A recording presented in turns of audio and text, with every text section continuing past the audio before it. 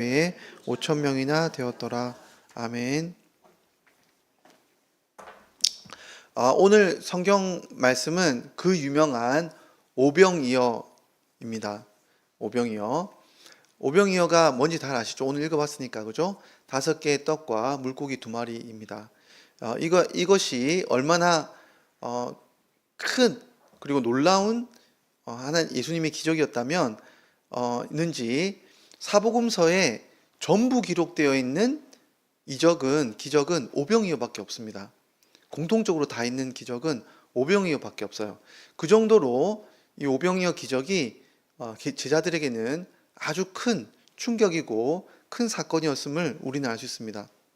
그런데 우리가 물어볼 질문이 2가지입니다. 우리가 이 오병이어에 대해서 얼마나 많이 주일학교 때부터 배웠습니까?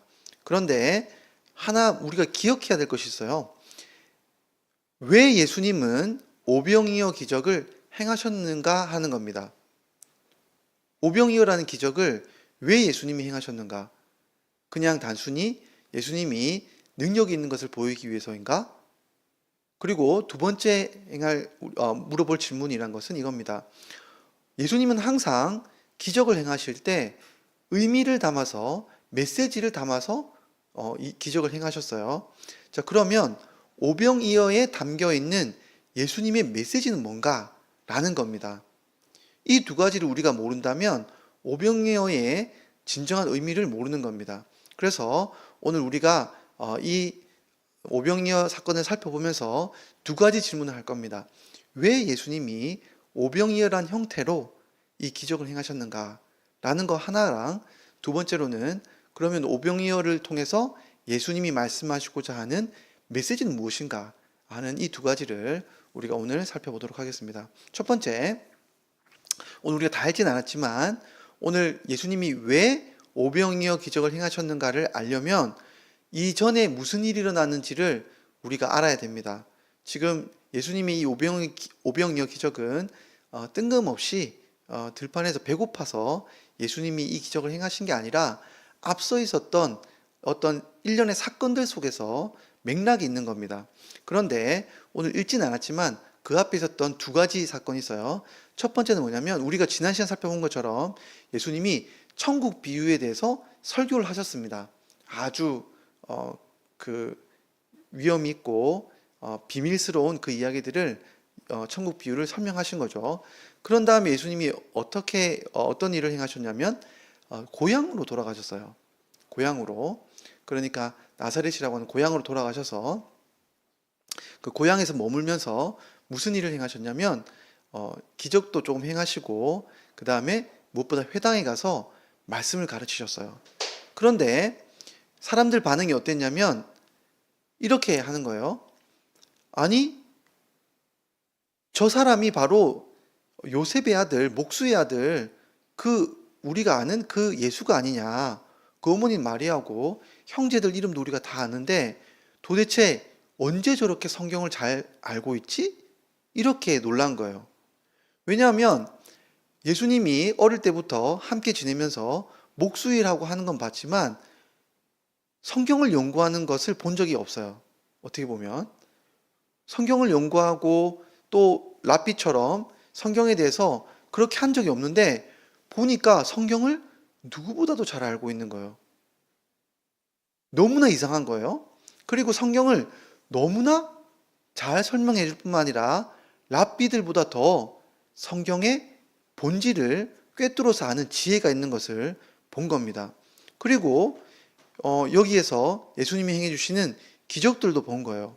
그런데 이 사람들이 아주 충격적인 충격을 받으면서도 마음속에 혼란이 있는 거예요.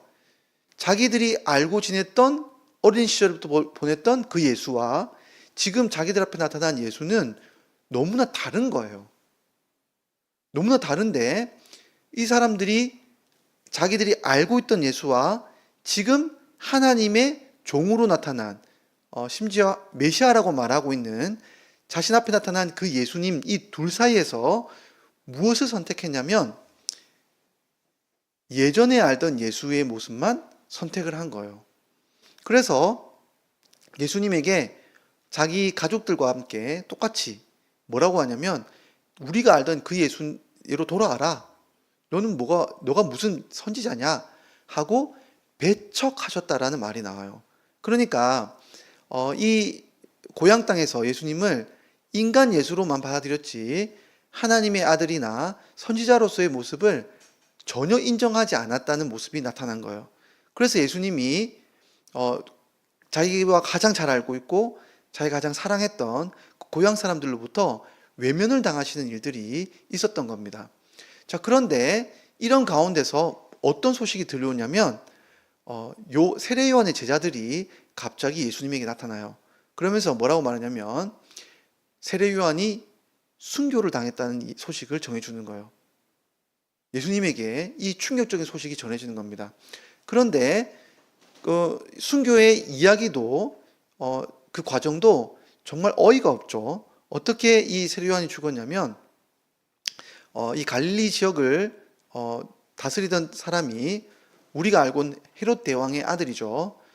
예수님이 태어났을 때 많은 아기를 죽였던 그 헤롯 대왕의 아들이 중에 한 명이 헤롯 안티파스라고 하는데 갈릴리 지역을 맡고 있었습니다. 그런데 그 동생 빌립은 다른 지역을 또 맡고 있었어요. 그런데 이 빌립이 죽자 빌립의 아내를 자기 부인으로 삼기 위해서 자신이 결혼했던 이미 있던 그 아내와 이혼해버리고 죽은 동생의 아내를 자기가 부인으로 삼은 거예요. 그러니까 이런 행동들은 유대인들로서는 받아들일 수 없는 행동들이었어요. 그래서 유대인들이 막 비난을 했는데 그 중에서도 세례 요한이 이것이 불의하다라고 비판을 한 거예요. 그러니까 이 세례 요한의 영향력이 크다 보니까 헤롯 안티파스가 옥에 가둬버린 겁니다. 자, 그렇는데 여기에 더해서 이제 헤롯이 생일이 되었을 때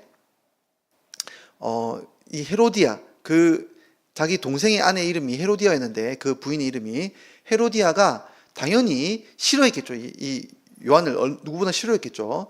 근데 그 딸이 그 생일 잔치에 아주 춤을 중앙에서 춰가지고 많은 사람들을 즐겁게 하고 그 아버지의 마음도 흡족하게 한 거예요. 그래서 헤롯이 너무 기쁜 나머지 소원을 말해보라고 한 거예요. 그랬더니 이 아이가 그 어머니가 일러준 말로 뭐라고 말하냐면 이 세례 요한의 머리를 이 소반에 담아달라고. 얼마나 무서운 말입니까, 그죠? 그런데 이 헤롯이 이 말을 듣고 정치적인 사안이기 때문에 고민을 했지만 자기의 위신도 있고 사람들 앞에 말한 것이 있으니까 이 세례 요한을 진짜로 목을 베서 이렇게 딸에게 주는 거예요.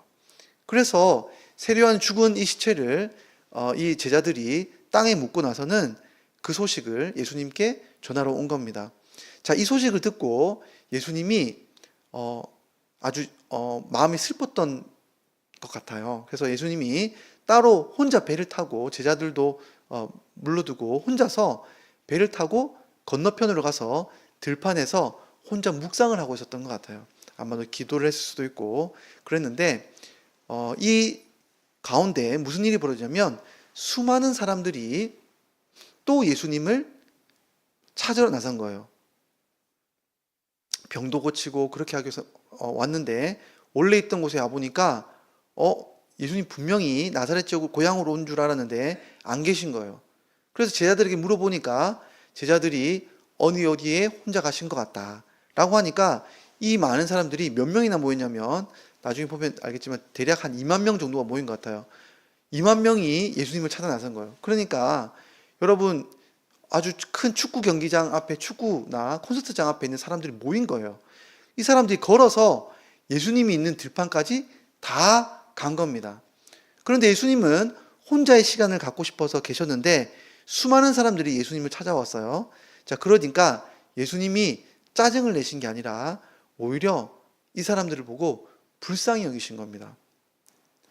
너무나 불쌍히 여기신 거예요. 왜냐하면 이 사람들이 자기 병을 고치고 싶고 자기 예수님께 나음을 얻고 싶어서 그 먼 곳까지 걸어서 온 거예요. 이렇게. 그럼 오니까 예수님이 그곳에서 이 사람들을 한 명씩 한 명씩 고쳐주시기 시작하십니다. 그런데 이게 바로 오병이어에게 벌어진 배경들이에요.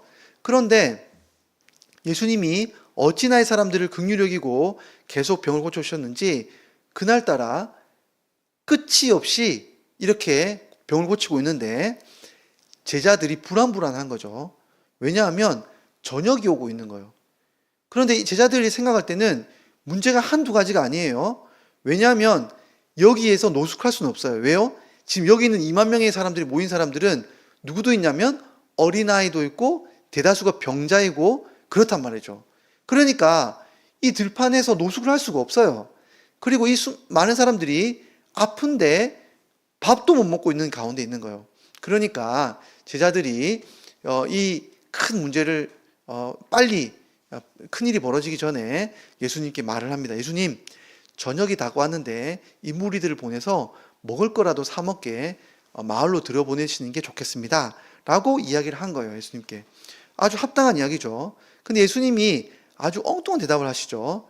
너희가 가지고 있는 먹을 걸로 나눠 먹이라는 거예요. 그러니까 제자들이 오해를 한 거죠. 예수님이 엄청 우리가 뭐 먹을 걸 많이 챙겼다고 생각하시나?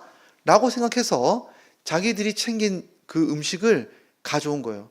예수님, 사람들 보내고 나면 예수님하고 우리 정도 먹을 거 챙겨놓은 거라고는 여기 물고기 2마리하고 떡 5개 정도밖에 없습니다. 이것 가지고 우리가 저녁 보내야 되는데 이것 가지고 우리 먹기도 부족한데 저 많은 사람들, 2만 명이나 된 사람을 이걸로 뭘로 먹일 수 있습니까? 라고 대답을 한 거예요. 자, 그러자 예수님이 말씀하십니다. 자, 무리들을 다 먹는 자세로 준비되게끔 눕히라는 거예요. 그 유대인들은 좀 비스듬히 누워서 먹잖아요. 다 눕게 하라는 거예요, 이렇게. 그래서 사람들 무리 지어서 이렇게 눕힌 거예요, 다. 앉으라고 하고 먹을 준비를 하라고 시킨 거죠. 다 앉히고 나니까 예수님이 바구니를 들고 오게 해가지고는 기도하고 이 바구니에 떡과 물고기를 담아서 주시기 시작하는데 제자들이 이 바구니를 나르느라고 바빠요. 여러분 얼마나 바쁘겠습니까? 보세요. 한 20여 명이 있다고 쳐도 한 사람당 1000명을 이렇게 서빙해야 되는 거예요. 얼마나 많이 빨리 움직였는지 이 사람들은 나르고 하면서 속도에 맞춰서 예수님이 엄청나게 주신 겁니다. 그래서 예수님이 주시는 바구니에 따라서 계속 나누고 이제 다 나누고 나서도 예수님이 이렇게 주신 바구니를 보니까 12바구니나 남았다는 거예요. 그리고 모든 사람들이 다 배불리 먹었어요. 예수님도 드시고 제자들도 같이 먹었어요. 그리고 남은 것들을 보시고 예수님이 수가 얼마나 되는지 한번 세어봐라 그랬더니 어린아이하고 여자들 빼고 어른들 남자만 5,000명이었다라는 수를 예수님께 아랜 겁니다. 이게 오늘 오병이어의 사건의 전체적인 맥락이에요. 자, 그러면 우리가 2가지를 살펴보기로 했죠. 첫 번째 질문이 뭐였습니까? 왜 예수님이 오병이어란 사건에 대해서 이 기적을 여기에서 행했냐는 거예요. 자, 그랬을 때 첫 번째는 뭐냐면 그 맥락을 볼 때 예수님의 마음을 우리가 알 수 있는 겁니다. 뭐냐 하면 마치 요한복음에 나오는 것처럼 여기 있는 사람들이 지금 뭘 하고 있냐면 한 사람도 예수님을 받아들인 사람이 없는 거예요. 고향에 있는 사람들도 아무도 받아들이지 않았고 권력자들도 자신의 종을 죽여버렸어요. 그리고 여기에 나와 있는 사람들조차 예수님을 만나러 왔지만 실상은 병을 고치러 온 거지 이 사람들이 예수님을 받아들이러 온 것이 아닌 것을 보게 된 거예요. 그러니까 여러분, 예수님이 지금 어떤 마음이냐면 이 땅 가운데 빛이 어두움에 비쳤지만 어두움이 깨닫지 못하고 그 어둠 중에 누구도 이 빛을 받아들이는 사람이 한 명도 없는 가운데 예수님이 이 오병이어의 기적을 행하신 거예요. 그러니까 예수님 마음이 얼마나 답답하셨습니까? 이 땅에 오셨는데 이 땅에 오셨던 예수님이 이렇게까지 병을 고치고 자신이 누구인지도 알고 하나님이 이 땅에 자신을 보내신 그 은혜의 구원의 손길을 보였음에도 단 한 명도 예수님을 실제로 받아들이는 사람이 없는 거예요. 그래서 예수님이 오병이 이런 기적을 행하신 것에는 이 메시지와 연동이 되어 있는 겁니다. 자, 그러면 예수님이 오병이어의 기적을 통해서 주시고자 했던 메시지는 뭘까요? 메시지는 바로 우리가 여기에서는 알기 힘들고 요한복음에 보면 나와 있습니다. 요한복음에 우리 6장 27절부터 29절 말씀을 다 함께 읽어보면 예수님이 그 무리를 향해서 이 오병이어 기적의 메시지가 뭔지를 알려주시고 계세요. 다 함께 읽어보겠습니다. 시작. 썩을 양식을 위하여 일하지 말고 영생하도록 있는 양식을 위하여 하라. 이 양식은 인자가 너희에게 주리니 인자는 아버지 하나님께서 인치신 자니라. 그들이 묻되 우리가 어떻게 하여야 하나님의 일을 하오리까? 예수께서 대답하여 이르시되 하나님께서 보내신 이를 믿는 것이 하나님의 일이니라 하시니. 여러분, 재밌는 표현이 나와요. 여러분이 먹고 살려면 뭐를 해야 됩니까? 여러분, 돈을 벌기 위해서 뭘 해야 돼요? 일을 해야 돈을 버는 거예요. 마찬가지로 오늘 예수님이 이 떡과 떡과 이 물고기를 마음껏 나눠주셨는데 여기에는 일의 원리가 있는 거예요. 하늘의 양식인데 뭘 해야 이 양식을 얻을 수 있다고요? 하늘의 일을 하면 이 오병이어와 같은 하늘에서 월급이 나온다는 거예요. 그러니까 예수님이 이렇게 말하니까 무리들이 묻잖아요. 이런 이야기는 처음 듣는데 그러면 하늘의 일을 한다는 게 뭡니까? 라고 물어보니까 드디어 예수님이 이 오병이어의 메시지를 알려주시는 거예요. 뭐라 그럽니까?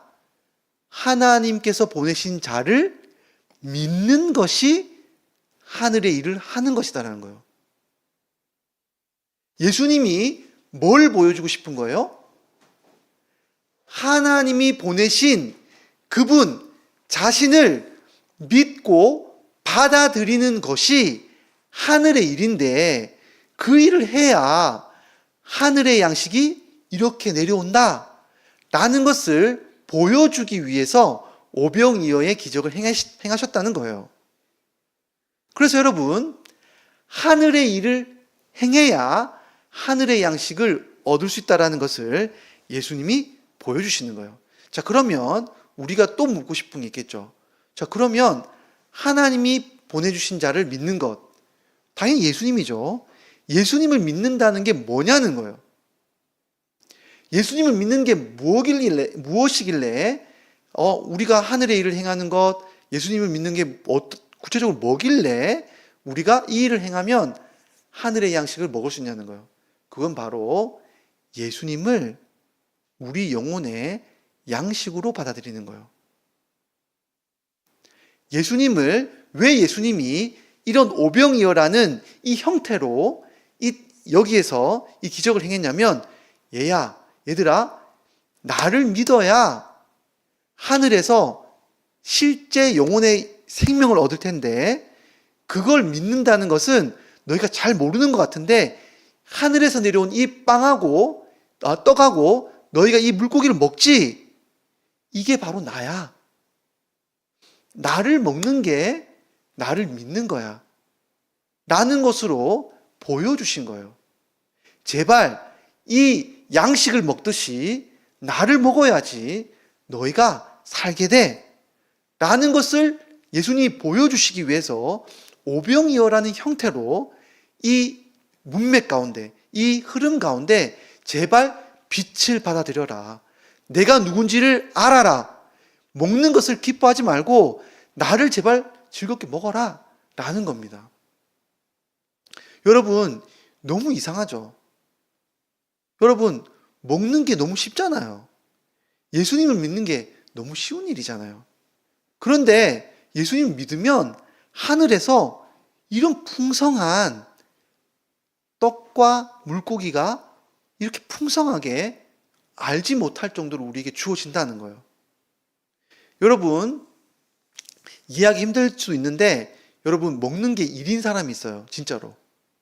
누구냐면 애기예요, 애기. 우리 첫째가 이유식을 시작할 때 진짜 안 먹었어요. 안 먹어가지고 여러분, 아기가 먹는 게 일이에요. 그런데 먹으면 박수를 쳐줘요. 부모들이. 진짜 잘 먹었다. 먹어야 된다. 근데 이 아기는 먹으면 뭐예요? 자기가 무언가 뿌듯한 일을 한 것처럼 여겨져요. 여러분, 먹는 게 일이에요. 그런데 여러분, 안 먹는 거 도저히. 하나님의 마음이 그래요. 어느 누구도, 고향에 있는 식구들도, 가족들도, 친지들도, 그리고 뭐예요? 이 땅에 있는 권력자들도 누구도 예수님을, 병이 있는 사람들조차, 가난한 사람들조차 예수님을 안 먹는 거예요. 하나님이 너무나 답답하셔서 제발 이 형태로, 오병이의 기적의 형태로 내가 너희에게 보여줄 테니 이제는 하늘에서 보내어준 나의 아들 빛, 이것을 받아 먹어라, 믿어라, 받아라 라는 겁니다. 그래서 오병이어의 메시지가 하늘에서부터 주어진 거예요. 그래서 여러분, 예수님을 먹고 믿으면 어떤 일이 벌어진다는 거예요? 오병이어의 기적 같은 하늘에서의 복락이, 생명이 우리에게 주어질 거라는 것을 예수님이 보여주시기 위해서 오병이어의 기적을 행하신 겁니다. 자, 그러면 한번 우리 삶을 돌아봤으면 좋겠어요. 여러분, 이 오병이어는 누구에게 주시는 은혜냐면 우리에게 매일매일 약속되어 있는 은혜예요. 여러분, 오병이어는 2000년 전에 그 들판에서 벌어진 일이 아니에요. 예수님이 하늘로 올라가신 이후에 모든 신자들은 이 오병이어 식사를 매일매일 경험해야 돼요. 우리는 매일매일 이 오병이어 식사의 초청을 받습니다. 그때도 그랬고 지금도 그랬고 예수님은 매일매일 나를 양식으로 먹으라고 초청하고 계신 거예요. 그래서 여러분, 예수님을 우리가 정말 우리 영혼의 밥으로 여기고 있냐라고 우리가 한번 생각해 보라는 거예요. 여러분, 성경 읽는 것이, 기도하는 것이, 회개기도하는 것이 우리에게 일이 되고 기대가 없고 우리에게 하늘의 이런 축복의 역사가 주어지지 않는다면 우리는 밥을 억지로 먹어야 돼요.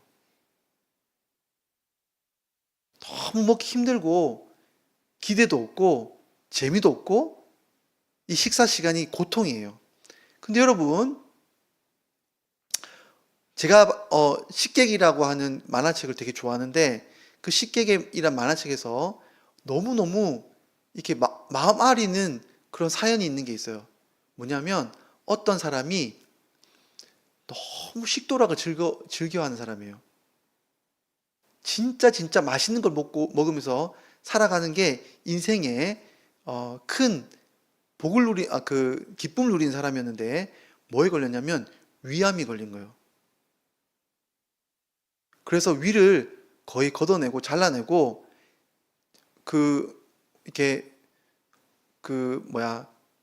호스로 그 영양분을 받아서 먹고 있는 거예요. 근데 그 사람이 병상에 누워서 날씨를 보면서 하는 생각이 있어요. 이 봄이면 뭐가 나물이 있고, 봄이면 뭐가 맛있고, 여름이면 뭐가 맛있고, 그 생각 계속해요. 얼마나 먹고 싶은지 그 식도락의 기쁨을 막 먹고 싶어도 못 먹는 그 가운데 병상에서 그 식도락을 묵상하는 거예요. 여러분, 우리가 하나님의 말씀, 그리스도의 이 몸과 피, 이 그리스도의 양식을 우리가 어떻게 바라보고 있냐는 거예요. 우리가 말씀을 보면서, 기도를 하면서, 회개 기도를 하면서, 매일 삶을 살면서 하늘에서 쏟아지는 이 오병이어의 이 기적들, 그 들판에서 있었던 모든 사람들이 하하호호 하면서 즐거워하고 기뻐하는 그 시간들이 실제 천국에 임했던 거예요. 예수님이 뭐라고 말씀하시냐면 나를 받으라.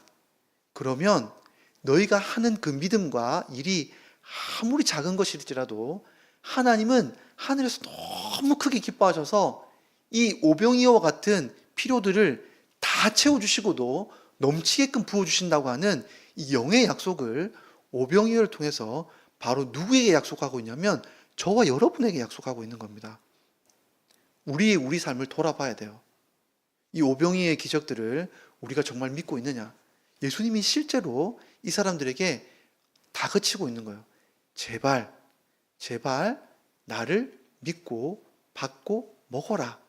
그래야 너희가 산다. 지금 병 고치는 게 이게 다가 아니다. 하늘에서부터 내려오는 이 놀라운 능력들을 너희가 봐야 된다.